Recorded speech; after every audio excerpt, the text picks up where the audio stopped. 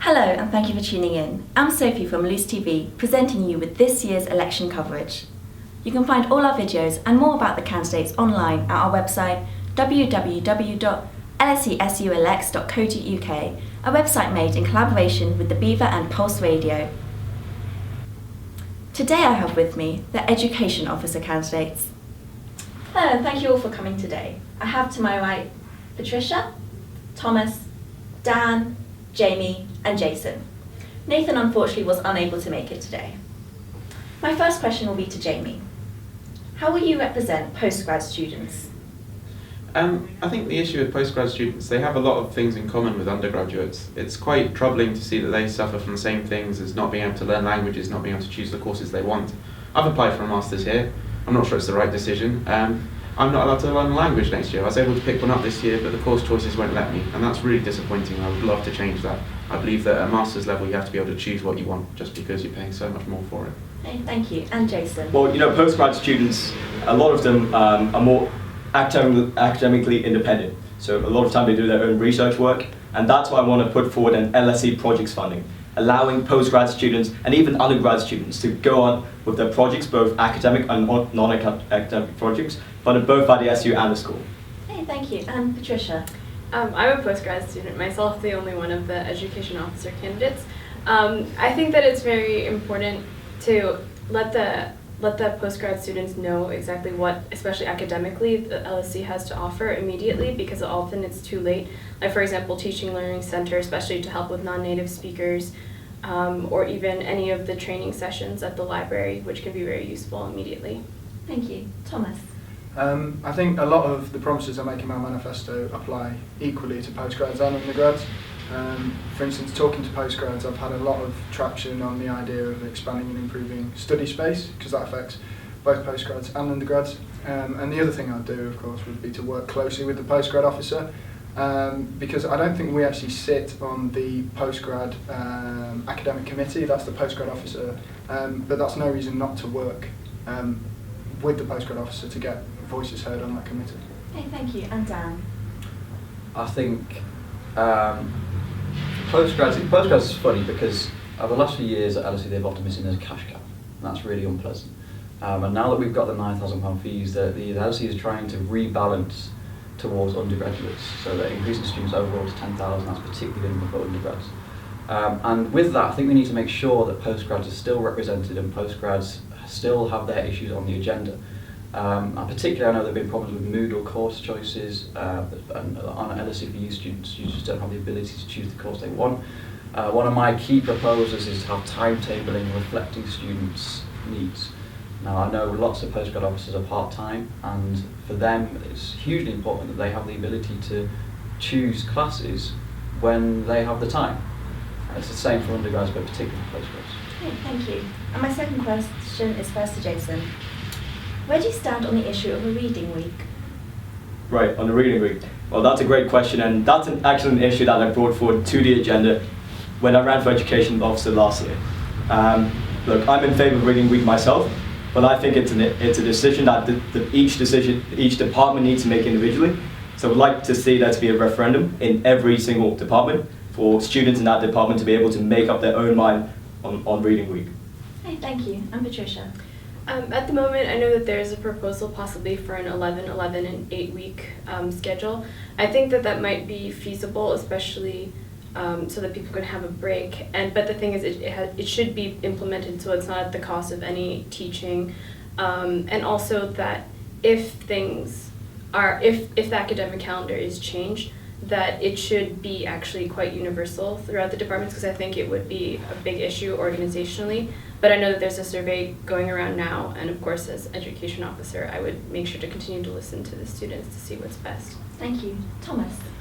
Yeah, I completely agree. I think a reading week is necessary. Everyone knows the week 10 feeling really tired and not concentrating on the readings and waiting for a break.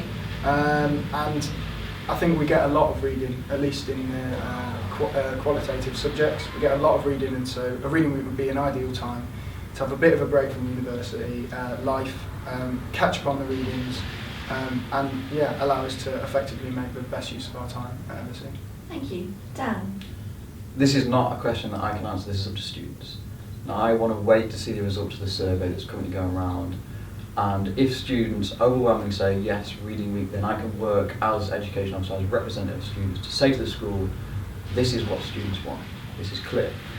Now, what I would be concerned about, and I think in some ways it's unfortunate that the survey is happening right now, is that lots of students are badly informed on this and don't realise that it would mean considerable alterations to term time. If the reading week means that we simply lose a week of teaching, that's unacceptable. Some of us are paying £9,000 fees this year. We cannot afford to lose a week of teaching. And at the same time, if it extends term time, I also think that could be problematic because lots of people just completely burn out. I know I did in my first year.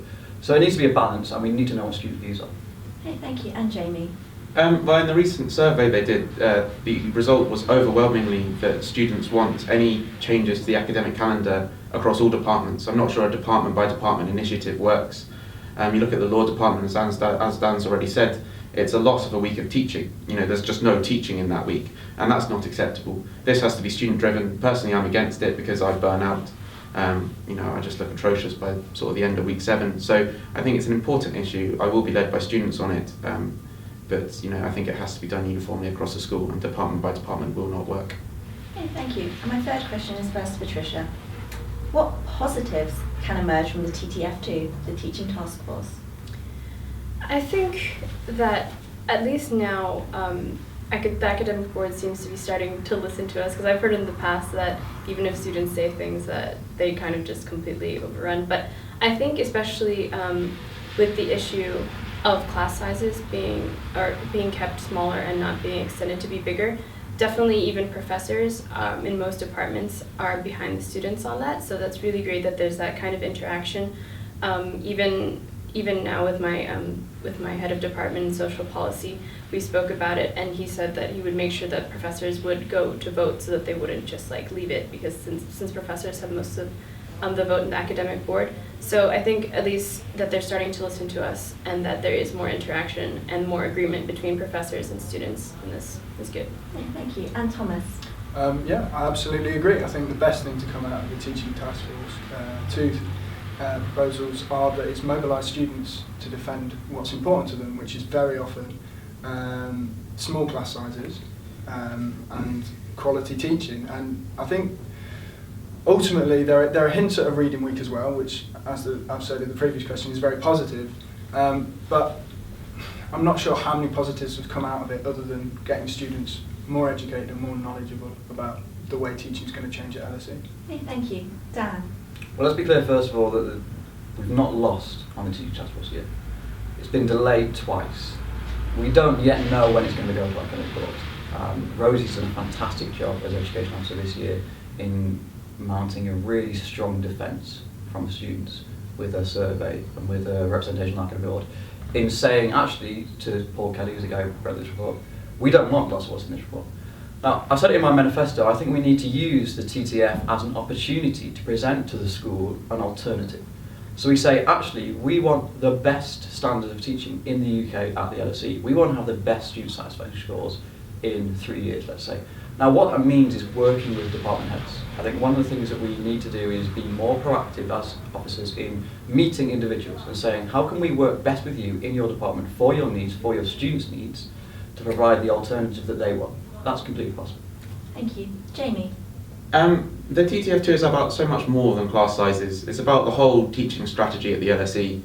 I've sat on the academic board, I've listened to a lot of the debates around it, I've looked at all the documentation. It's a nightmare, to be perfectly honest, but there are some very positive things that have come out of it. It means that people who are not qualified teachers or academics are part-time GTAs. They are capped their class sizes at 15. So the classes that we have now can go up to 17, 18, that's capped at 15. That's fantastic. They also have a separate teaching track, which means that academics are able to further their careers by teaching and not by research, which is also incredibly good going forward for attracting high-level teachers to the LSE. Unfortunately, there's very little else apart from that, and it's more than just class sizes. Anyone who's interested, please go and read the report. It's quite troubling. Thank you. And finally, Jason? Well, I mean, apart from Reading Week, the Teaching Task Force proposal is a train wreck. In particular, I'm asking about the positives this question. We can talk about the negatives in the next question. Right. I mean, in particular, I think the proposal to increase class sizes. I mean, No one wants class sizes of Sorry, 60. Jason, the positives for this question? I mean, Jamie did hint at the negative, and you didn't stop him then, but that's an interesting way of presenting this. In terms of positives, I would say Reading Week, would be one of the few positives, and that's of course a proposal that I brought forward within a Court of Governors and outside of the Court of Governors after the education officer race I ran in last year. And as I mentioned in your previous question, I think it's a great proposal, but it is a proposal which should be left to each individual department to decide. Because in some department, like law, it might make more sense to have Reading Week than in other departments. So that is a decision I want to localize and to let individual students in the individual department decide. Thank you. My fourth question is first to Thomas. How will you combat the negatives of the teaching task force? Well, I think I don't want to promise something that I can't deliver, so I don't want to promise that I'll definitely stop this going through. But the way I combat the negatives is going to the heads of departments who sit on the academic board, talking to each department, because I imagine it does vary between departments in terms of the proposal for class sizes. For example, qualitative subjects, I think, need smaller class sizes to have a real good discussion. So I'll talk to those departments about not implementing it, and then ultimately I think we should extend and expand office hours so that students that do feel like they'd benefit from a more direct dialogue and conversation with the academic that's teaching them or the academic that's running the course has the opportunity to do so. Even if that doesn't happen in a classroom environment, I think it's still really important to offer that opportunity to all students. Okay, thank you. And Dan? It's important that we realise that TTF2 has not passed yet. There's still a fight on. It's been delayed twice. We don't know when it's going to go to academic board. I was on the Court of Governors this year and we were consulted on the proposal, and there was a really strong debate. I led the challenge against Teaching Task Force, against Paul Kelly in that meeting. But I think, as I said before, it's about using it as an opportunity. Saying this is the alternative, this is how we would like to see teaching at the LSE, and we need to get the academics on board. That's about using it as a political process. Persuading department heads that it's in their interest to have the best researchers teaching their students. And also saying that actually the proposal doesn't say let's increase class sizes. This is something Paul Kelly has constantly pointed out. What it does say is that classes taught by permanent faculty should have no limits. Now, potentially that means you could have a one-person class, and it's about going to the department head and saying, this is what we should do, let's get you on board. Okay, thank you. Jamie? There's no limits, but some departments have said they would like to do 70 people in a class in Harvard-style seminars, which I think is unacceptable. The academic board is the place that this is going to get fought. It's not through Court of Governors, it's not through any other council at the school, it's through academic board. And every academic at the LSE has a right to sit on it. It's a huge, sprawling bureaucracy, and there's only 5 student voices. And so the way to do it is by winning over academics one by one, and you can do that by making sure that students are united behind the issues against TTF. So I think a real student union activist presence would help a lot. Thank you. Jason? Look, I think everyone in this room and across campus are fundamentally opposed to the idea of class sizes of 60. That is not something we want, and as education officer, it's going to be my #1 priority to make sure that we don't have class sizes of 60. But the question is, who has the experience and the track record to actually lead this fight against it and defeat it? And I feel that, both from mobilizing 13 societies across LSE to deliver the first society funding motion, in LSE history, from mobilizing students to defeat the no platform motion, that I have the experience to mobilize students, and that's what I'm going to do in terms of defeating this idea of having class sizes of 60. Okay, thank you. Patricia? As my fellow candidates have mentioned, I think it is very important to get the involvement of the heads of department. As I've been in discussion with the head of department of social policy, as I'm the department representative, he's been very supportive, and he's even said that his colleagues, so the other social policy department professors, will definitely appear at the academic board voting. And so it's very important that even if the academic board decides to change, the department, the social policy department itself, will still keep the class sizes small as what the students and the professors want. And then also, a lot of the times the negative is that the academic board seems to completely ignore the students. So if they make huge changes that obviously impact the students, they should be very transparent, and they should give their very clear reasons for why, so that nobody has to speculate and then complain all the more. Okay, thank you. And my last question to you all is, what is one key takeaway from your manifesto? Starting with Dan. The key takeaway is it's about realism and an LSE that reflects our needs. So that means timetabling that works for our circumstances. We can no longer have students forced to take classes when they have prior commitments that are hugely important to them. And we need to provide basic advice to students from all backgrounds so they understand how to adapt to studying LSE and they're not struggling for the first 2 months, as I did and as I know many students do. Thank you. Jamie. The key takeaway for me is choice. I'm pro-choice. It's a wonderful thing. People need to be able to choose what modules they want. That includes learning a language. It includes taking subjects that interest them. It's absolutely fantastic, the sort of liberal arts education LSE can offer, and it should offer it. And so I would make sure that people are taking the modules they want to choose. Okay, thank you. And Jason. Well, look, my fellow candidates have made a lot of valid points, but I guess what I have on top of that is the courage to take on issues which is seen as untouchable. You know, in LSE 100, it seems that everyone has accepted defeat on it, but I haven't. And as education officer, that is going to be one of my main priorities. You know, to make it, to first of all, to put forward a proposal for fundamental reform with the end goal of making it optional. Thank you. And Patricia. My key takeaway is unity as students facing common problems. So I'd like all students to work together as undergraduates, postgrads, so master's and PhD students, to really see that these are issues and that something can be done, and then really be persevering and not just be constructive and not just complain, but actually take it to your professors, take it to your class reps, and take it to the education officer so that something is definitely done. Thank you. And Thomas. The key takeaway, in a sort of slogan word, would be basic problems, practical solutions. So the one example I'll give of that is basic exam feedback. When exams make up such a huge amount of your final grade at LSE, I think it's just common sense to have some basic feedback on those exams. Thank you. Thank you all for taking the time to speak to me today. I hope you've enjoyed it. Thanks. Thank you. It's great fun. Thank you for watching. I hope you will be voting in this year's elections.